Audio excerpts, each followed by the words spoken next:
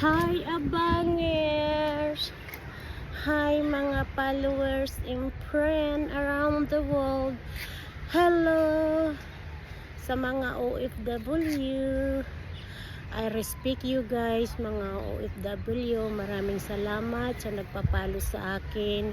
Yung mga OFW at maraming salamat napapadala kayo sa akin ng star dahil mahitulong natin yan sa kababayan natin sa Pilipinas.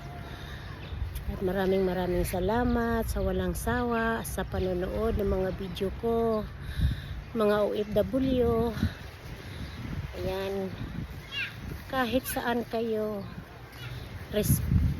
malaki ang respeto po sa mga OFW kasi naglilinis din ako dito. Ang kunting negosyo ko ay linis ang trabaho namin, kaya nararamdaman ko ang hirap ninyo dyan.